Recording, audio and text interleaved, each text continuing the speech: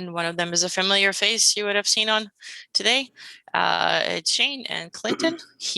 They'll both be presenting on interesting presentation, Sleep on It. So Clinton is one of Canada's top sleep and fatigue specialists. He takes the latest in fatigue scenes and turns them into practical, implementable solutions that reduce the risk of fatigue and propel the health, safety, and productivity of your 24/7 workforce towards excellence. Clinton is the only fatigue specialist qualified by the Superior Court of Canada as an expert witness. He is also a frequent media interviewee and has appeared on respected news programs such as Global TV's 16/9, CBC's News Network, CBC's The National, and CTV's W5. He'll be joined today by Shane, who you've seen already. And Shane is a geotechnical engineer. He's currently working with BGC Engineering, based in Vancouver. He specializes in tailings mine waste management, from early planning works to operations and closure. He's experienced in QA field construction monitoring, site investigation work, slope stability, modeling, and dam safety reporting. He's got an undergraduate and master's degree from UBC in geological engineering, and I can attest to the latter because I was his classmate. He's also been involved in various health and safety roles and has taken an interest in fatigue risk management. Shane lives in Burnaby and spends his day chasing an active toddler and is expecting a second child in summer 2021. With that, I welcome Shane and Clinton to this virtual stage. Thanks very much, Olga. So you've got the pleasure of listening to Shane and I speak to you for the next, say, 30 minutes or so, or at least not put you to sleep, we hope. At least keep you awake to the panel discussion in about 30 minutes or so. But we're going to talk about a few different topics here. And can you just go to the next slide, please? I think we have, is it Austin doing these slides? So Austin, if you could just go to the next slide. Yep, that's perfect right there. Okay, so in the next 20 minutes or so, we're hoping that you're going to walk away with 4 points or 4 takeaways. The first one is a bit more of an understanding of the relationship between the work that you do and how it can impact fatigue, and maybe how fatigue can actually impact the work that you do as well. So this reciprocal relationship. We hope to also give you a better idea of what we mean when we're talking about sleep-related fatigue. If you just pause for a moment and think about the different ways you can use the term fatigue in the English language, it covers all sorts of different states, or in your guys' world, or your people's world. Fatigue can also mean material fatigue. We're not talking about that fatigue. We're talking about sleep-related fatigue, and we'll distinguish it from a couple of different types of fatigue that often gets mixed up with. And then we're hoping you're going to walk away with an idea of what organizational strategies are compared to personal strategies for managing fatigue, and one idea of how you could implement an organizational strategy, and one idea of how you could implement or use a personal strategy. All right, next slide, please. Shane, why don't you tell us about your interest in sleep and fatigue? And I believe Olga said you've taken a strong interest in it, and I can attest to that, given the work we've done together at your company. Yeah, well, why are you interested in fatigue? Thanks, Clint. Yes, I love sleep. I love sleep more than anything else. On my Fitbit, I'd way rather have 8 hours of sleep than 10,000 or 15,000 steps a day. Hands down, no problem. Like last night, I was in bed about 11 o'clock before the symposium. Done. I'm going to bed. That's it. Mostly due to past experiences, notably 2 of them, I just really noticed that lack of sleep just has a profound impact as mentally and physically here. But the first thing I noticed was when I was traveling to sites from Vancouver to Ontario, skipping 3 hours across and waking up at 5 a.m. Eastern time, which is the body's still accustomed to 2 a.m. Pacific time, is knackering. Is just terrible mentally and physically, and it takes a few days to get over it. Like I drank a lot of coffee, and I was not my best first thing in the morning, especially driving to a mine site I've never been to before. And on this page here is a picture of my daughter when she was a few weeks old, and I think just new parents just repress this memory of like what happens to your body like when you get no sleep.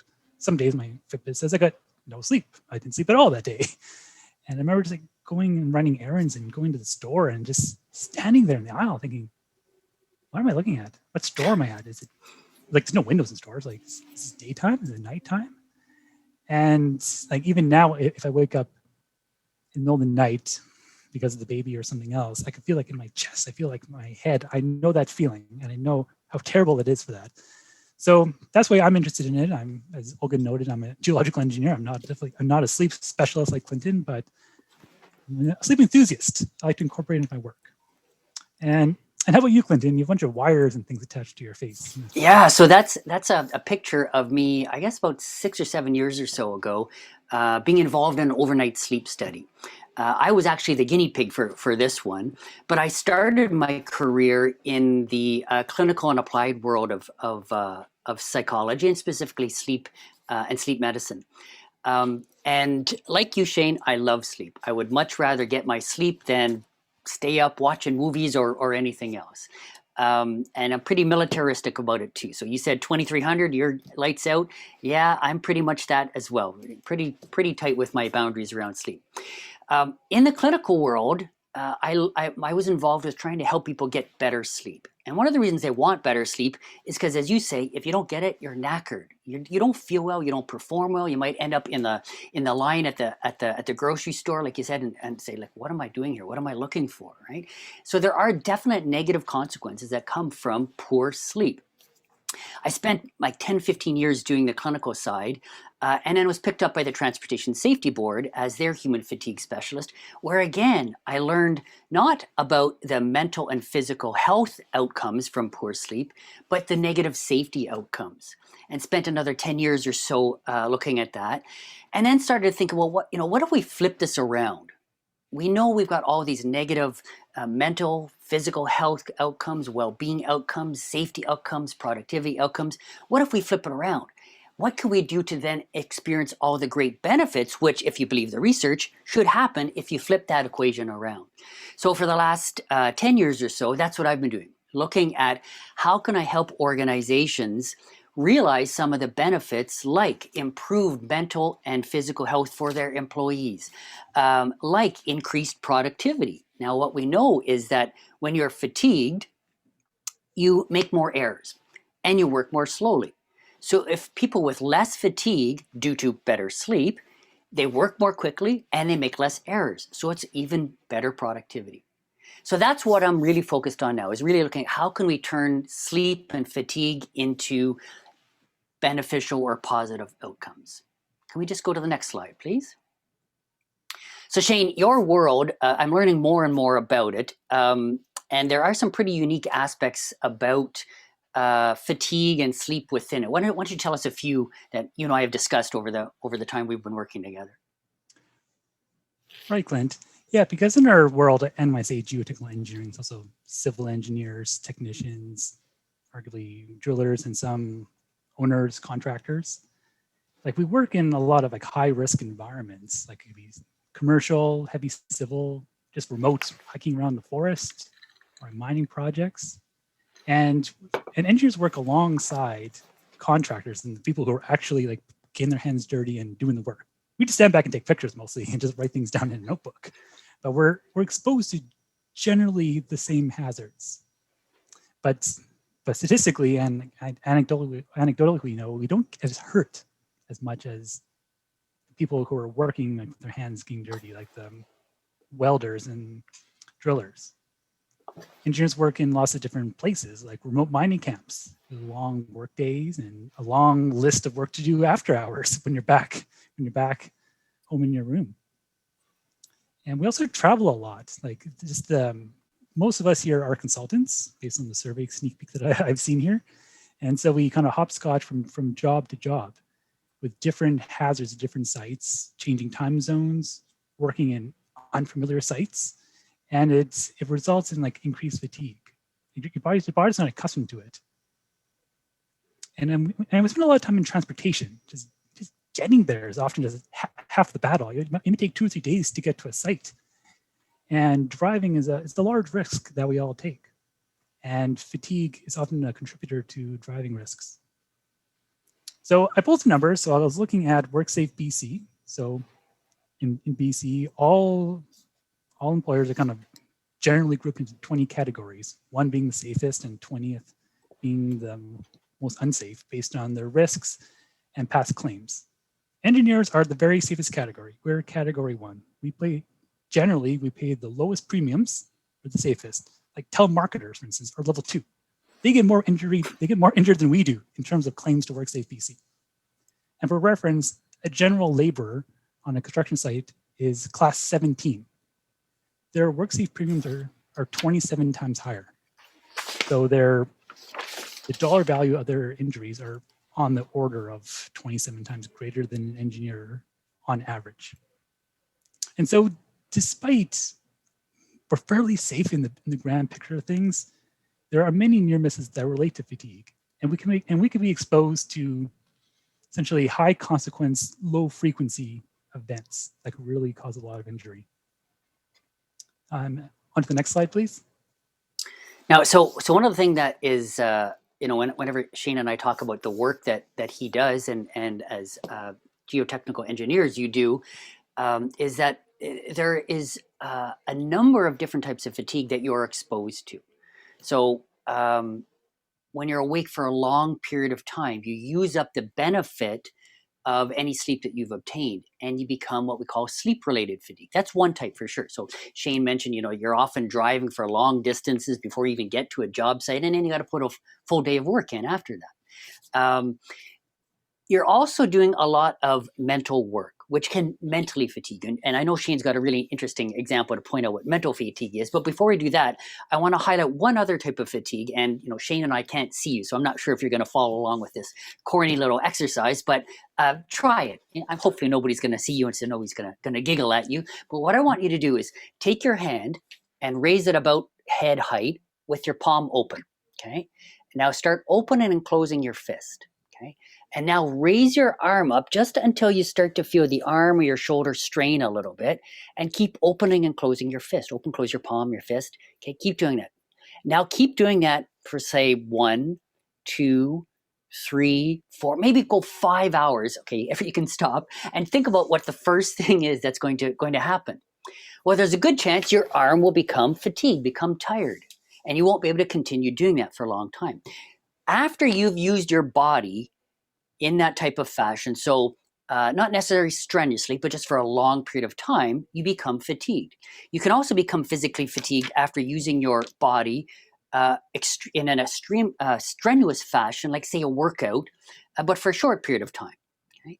And after those types of exercises, people will often describe themselves as feeling fatigued. But just because you've done this for 3 or 4 hours, it doesn't mean you're going to fall asleep more quickly, although you still feel fatigued. And yes, there are negative consequences that come from it. Now, Shane, you've got an interesting example that I think the group might relate to a bit more than this around mental fatigue. Why don't you tell us about the drill hole log edits example? Yeah, my example of mental fatigue for me is doing GINT logs, drill hole logs, test pit log edits. You may have, I think all of us have probably sat in a stuffy office editing 40 drill hole logs, and you got to say, change the grain size from fine to medium grain sand 40 times, and just editing lines and lines. Your brain will just turn to mush. But it's kind of saying, you're not necessarily going to fall asleep, but just your brain is just mush, and you just want to just leave or do anything else. Or if someone says, "Hey Shane, I want you to take out the trash," oh, I'll do that. Just something different. And that's the real trick here, is knowing what type of fatigue you're experiencing, because the solutions for each one are different, right? Your solution for the log hole editing work was, take a break from it, go and take the trash out, and that would relieve some of the mental fatigue. Sleep will help too, but it's not necessary. The other type, there's another really good example of fatigue that we're probably all experiencing, and you hear this in the news all the time recently. We call it COVID fatigue. We're all so sick and tired of hearing about it, of dealing with it. We're fatigued. But just because you've heard about it so often doesn't mean you're going to fall asleep more quickly. So it's a different type of fatigue. It needs a different type of solution. We need to stop hearing about COVID. Okay? Sleep-related fatigue results from sleep-related factors. One of the factors that is really important to look at is the disruptions to the quality or the quantity of sleep. The quality of sleep, we mean, Are you sleeping for the set period of time and not having a lot of awakenings or simple brainwave arousals that can disrupt the sleep stages? By quantity of sleep, we mean, are you getting in the neighborhood of 6 to 9 hours of sleep per 24 hours of life? Not per day, but per 24 hours of life. It's heavily weighted at the higher range. So the mean or the average is about 7.5, 8 hours or so. One thing that can really disrupt the quality and quantity of sleep is stress. Stress can, and if you think about it, the last time you were really stressed, you probably had trouble falling asleep. Or if you're one of those lucky few, you fell asleep, but you woke up 8 hours later and you still felt fatigued because the quality of your sleep was likely disrupted as well. Now, the problem with this, the sleep and stress relationship is there's a vicious circle here. The more sleep disruption you experience, the less you're able to fight off the stress or deal with the stress, or the less resilient you are to the stress, which then means your sleep suffers more. So it can become a nasty, vicious circle that's hard to break. So quality and quantity of sleep can impact fatigue levels. Can we go to the next slide, please? But we also have, so there's quality and quantity of sleep, so keep that in mind. Next slide. Okay, and the next slide is, if we can just go to the next one, it's the little graph. There we are, perfect. So this one refers to what we call circadian rhythm effects of fatigue. We have a circadian rhythm, a biological rhythm that waxes and wanes across a 24-hour period for our fatigue and alertness. And in the graph you see here that there is a post-lunch dip. So after lunch, our fatigue increases, our alertness decreases. And then in the middle of the night, there's a circadian trough where our fatigue is extreme and our alertness is really, really low. Okay? So simply by virtue of being awake during one of those two periods, you're more fatigued. Okay?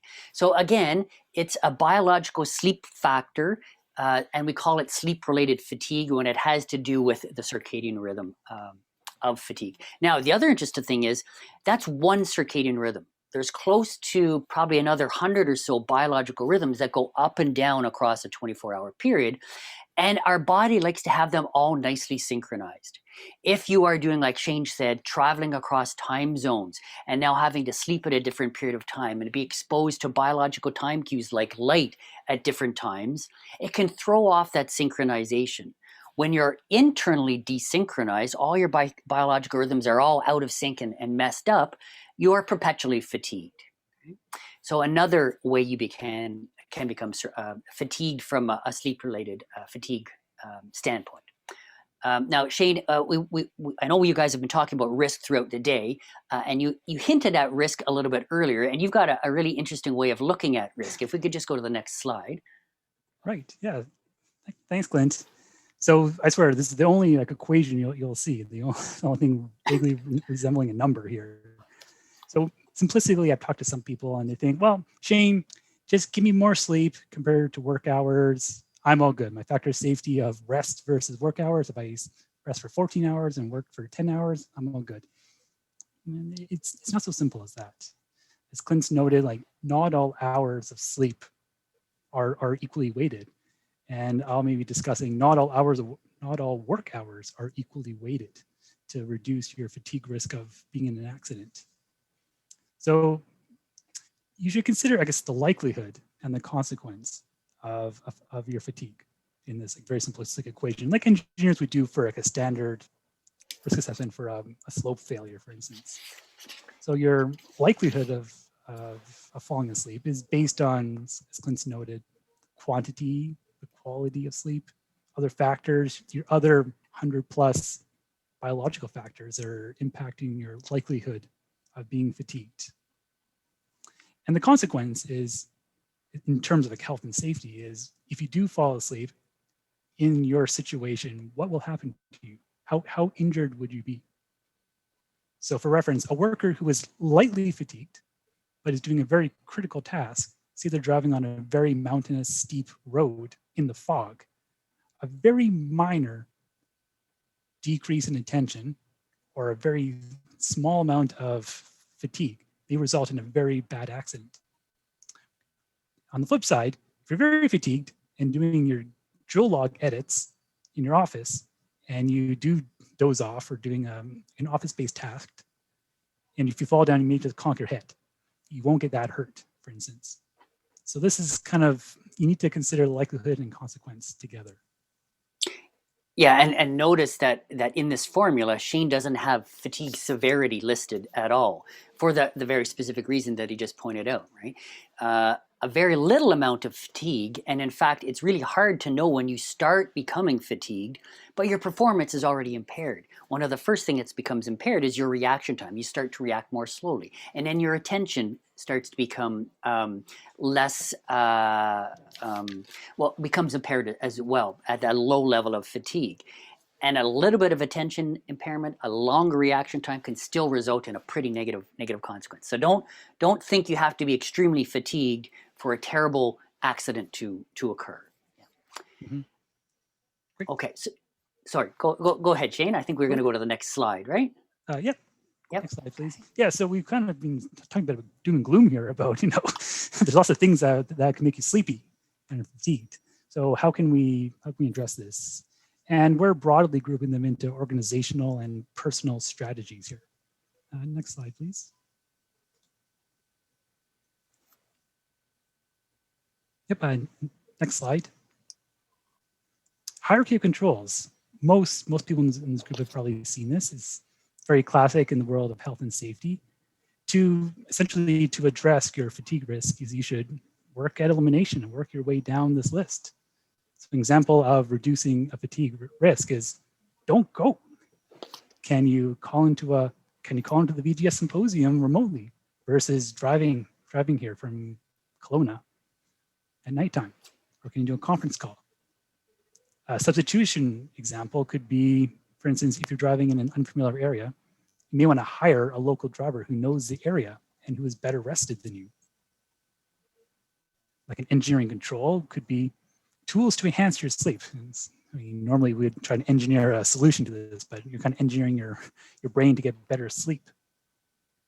And there's administrative controls. Clint will touch upon that in the next slide. Like essentially what paperwork, what policies can an organization do to add controls to fatigue risk. And then the very bottom, if you don't rely upon this, is your PPEs. That's your gloves and your goggles and your hard hat on. But I'd argue for your driving PPE is essentially a big, safe truck. If you're statistically less likely to get injured if you're driving a big, safe new vehicle. Unfortunately, you may hit something that is maybe delicate and may cause more damage to something else, but it'll be safer for you. But you don't rely upon an airbag to save you. On to the next slide, please. So it's important to consider too that in the hierarchy of controls, the controls can be ones that organizations manage or institute, or they could be individual. So individual or personal ones are the ones that we have control over, that we can do and should do to help manage our fatigue. So let me give you a quick example of what an organizational level control would be.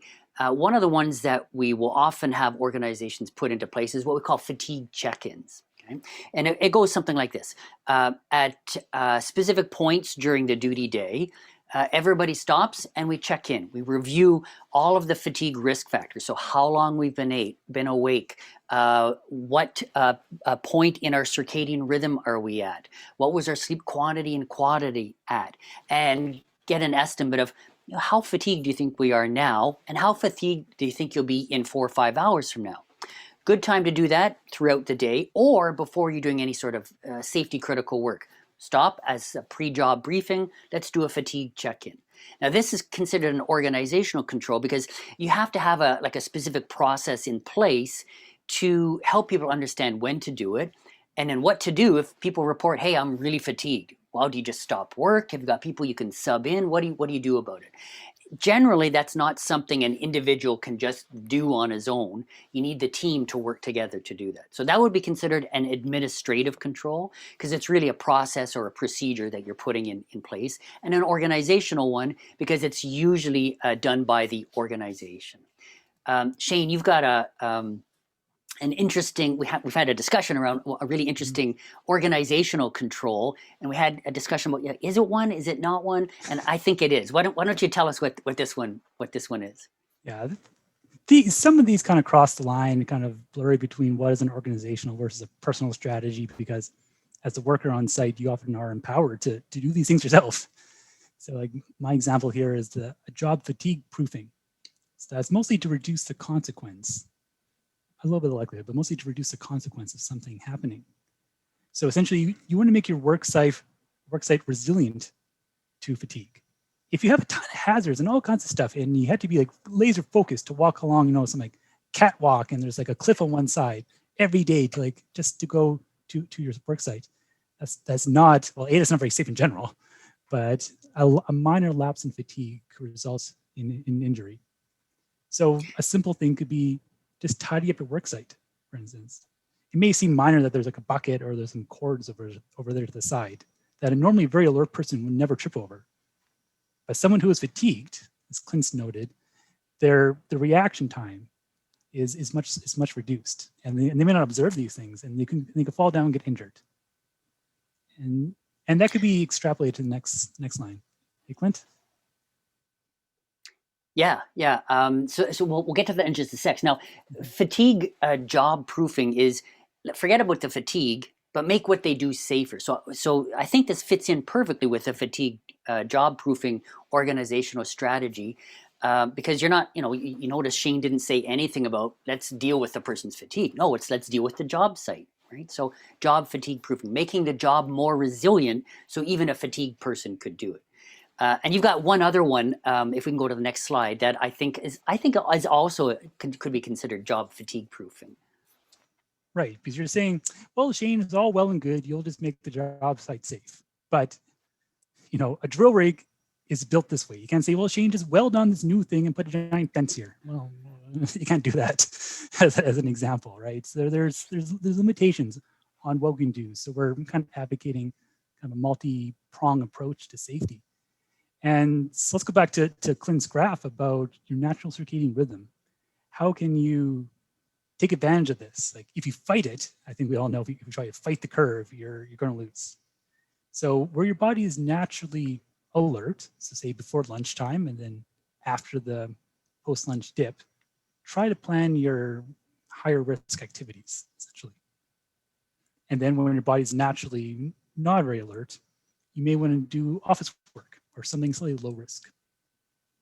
And then tying into discussions about multi-layers is we don't always have that luxury, essentially. At the organizational level, if you're on a drill rig for 12 hours a day, you can say, sorry there, boss, I got to have my nap here for 2 hours. It's my post-lunch dip. They look at you kind of funny and request a new engineer, I think. So you may need to put additional controls in place. And that goes to, for instance, Clinton's note about a fatigue check-in at the post-lunch dip around 2 o'clock. How are you doing? Do you need to address something? Do you need to do something else? Do you need to put other controls to keep you safe? Hey, Clint? Yeah, so Shane used a couple of words there, or one word in a couple of different contexts. He used multi-prong, multifactorial. What was the other multi used, Shane? Multifaceted? I don't know. Multifaceted, yeah. Multi-layered, I think you said, yeah. So you're never going to fix fatigue with one strategy. You need multiple layers, multiple strategies to deal with fatigue, multiple strategies, which also include personal strategies. So an organization could put all they want in place, but if the people on the team don't do their part, it's all going to fall apart anyway. So let me give you a few ideas about personal strategies. If we could just go to the next slide, please. So personal strategies, we normally divide them into two different types. One is preventative and one is a countermeasure. Right? So a good example is preventative strategy. Say you've got to do a night shift, a night duty. One preventative strategy might be to try and move your sleep period ahead to just before that night duty. Get as much sleep as possible just before the night duty. But remember, we've got the circadian rhythm dip there, the circadian trough. So as hard as you try, you're still going to be fatigued during duty. And then what you need to do is to have what we call a countermeasure to help you try and fight any residual fatigue that exposes itself in spite of trying to prevent it as much as possible.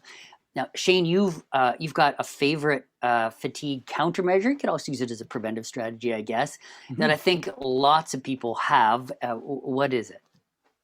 Caffeine. It appears twice on this list. It's my favorite thing in the world here. I take it in coffee form. So as Clint noted, it's a preventative measure. I think all of us, like, you don't need us to tell you that. Everyone here has kind of an innate sense on how much caffeine do they need for a normal day. Or we often see in the evening, people say, well, I can't have coffee after 4 o'clock because it makes me jittery or something. But I think everyone has a fine-tuned sense of how much coffee they normally need to essentially prevent fatigue. And as a countermeasure, if you're hopefully not falling asleep in this presentation here, you may need an additional cup of coffee just to kind of get you over the last little hump of the day. Or if you're on a job site, right? I also bring my travel mug around with me. And I have noticed the coffee on a work site is different than the coffee in my house. In Flin Flon, we used to go to the small little coffee shop, and then we would almost dare each other to get more shots of espresso. So like I'd have maybe 4 shots a day in the morning in my travel mug, for instance, as a giant espresso Americano thing. And then I don't feel very good after that. But I guess the amount of dose is apparently important. Hey, Clint, is that right? Yeah, and if you're going to use caffeine strategically, you shouldn't just know that, I need 1 coffee a day. You should know how many milligrams you need to get the desired effect. So I think we have in our slide, as a countermeasure, dose of caffeine. So what's a dose? A dose is usually about 100 milligrams or so.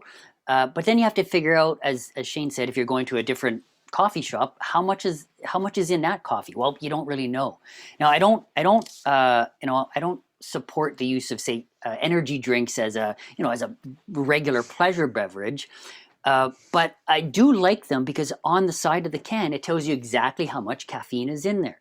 And if you're going to use caffeine strategically, you want to be able to control that dose to be able to control the effect out of it. If Shane, say, had his 4-shot espresso coffee mug near the end of a night duty and he was planning to go home and get some sleep, he probably wouldn't be able to sleep. So if he knew exactly the dose he was taking, he could take that dose in order to then be able to still sleep when he got home. So dosing is really, really important. Yeah, definitely. Okay, I think we've got one more slide to go, and then hopefully time for a couple of questions. Can we just go to the next slide, please? So this is kind of a classic figure I think we've seen in resilience engineering. As we've discussed today, fatigue management is a kind of multifaceted approach. Putting in an ironclad, you must cap your workday at 12 hours. It'll make your employees happy, but it won't necessarily make them safer, necessarily, based on these many factors that we talked about. And like eventually there was maybe thought of like, oh, the root cause. The root cause of maybe some old like investigations you would see, well, that person worked a 16-hour day. Of course they were tired, and that's how they got hurt. Well, it's not so simple anymore. Right? Most investigations nowadays will look at many, many, many factors that attribute to this failure.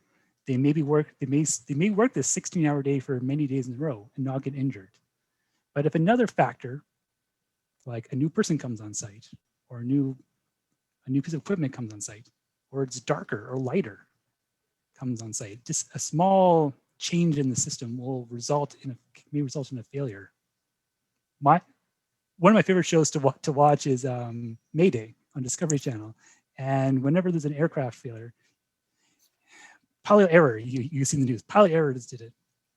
It's not as simple as that. There's usually a chain of many, many events that resulted in a failure, be it an engineering failure or a fatigue management incident.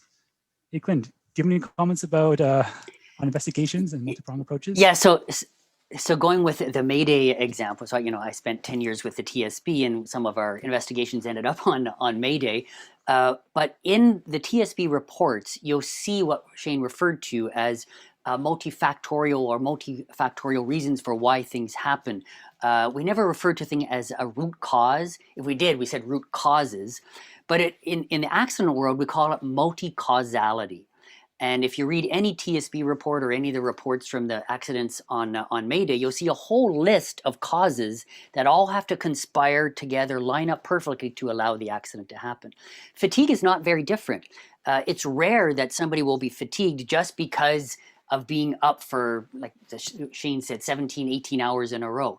You then have to look at, well, why were they up for that long? And there could have been a huge organizational failure. Maybe they didn't give people the education to let them know that there was a risk of being awake that long, or maybe the education program was missed by that one particular person, and if so, why was it missed, right? So you have to look at these multi-layers to figure out what happened, and fatigue management works the same way. So you've got to have multiple ways of managing fatigue, both organizational and personal strategies should be in there as well. Now, I think we've got a couple of minutes for Q&A. Can we just go to our Q&A slide, please? Hopefully you can see this. And just before we take a couple of questions, as a preventative strategy, you should be trying to improve your own sleep quality and quantity. If you scribble down my text number, my cell phone number that's in the slide right now, I do have a handy page or a couple of pages that provide 17 secrets to optimal sleep. And if you send me a quick text message just with your first and last name and email address, I'll have my assistant send that out to you in the next few days. Probably not over the weekend, but Monday. So just scribble that down and give yourself a little to-do task later on. So I think we have a couple of minutes for questions. Not a lot, because we want to keep you on schedule for the panel discussion. But Olga, do we have anything coming in? I think Olga is facilitating the Q&A. Do we have anything? Thanks very much, Shane and Clinton. We've got Brent. He's got a comment. Great strategies for fatigue. Another one could be your diet. Deep fried foods, some of his favorite, tend to slow you down. And he's mentioning, don't get me started with the tryptophan in those turkey club sandwiches. So just a comment in terms of how your diet can tie into fatigue. So I'm not sure if you want to reply to that. Yeah, so if there's a chance that what you're bringing in can actually change your neurochemistry, then there's a chance it might impact fatigue or alertness, like caffeine. Fatty foods, if you look at the studies, they tend not to disrupt your sleep that much unless you get indigestion from it, and then you have poor sleep quality or quantity. Now, the tryptophan side of things, if you ingest enough tryptophan, yes, you will fall asleep. It's a building block or a precursor for 5-HTP, 5-hydroxytryptophan, which is a precursor for serotonin, which is involved in sleep promotion.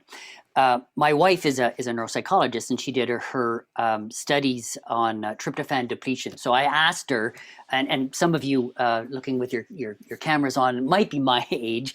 You may remember a Seinfeld episode where they feed, I think it was Seinfeld's girlfriend, a whole bunch of turkey because it has tryptophan in it, and she fell asleep. So I asked my wife, how much turkey would you have to ingest to be able to fall asleep that quickly? And she estimated it would be like 4 or 5 20-pound turkeys to get enough tryptophan to actually knock you right out. So, you do have to ingest quite a bit of tryptophan through food to make you feel sleepy. If you take a tryptophan pill, that's a very different story. Yeah. Okay, thank you very much. I see Ethan's popped in, so we're gonna thank both our presenters. Should you have any questions, I think there is information on the slide. You can get in touch with both of them. And again, big round of virtual applause for both the presenters. Thanks very much. And now I'll pass it. You're welcome. And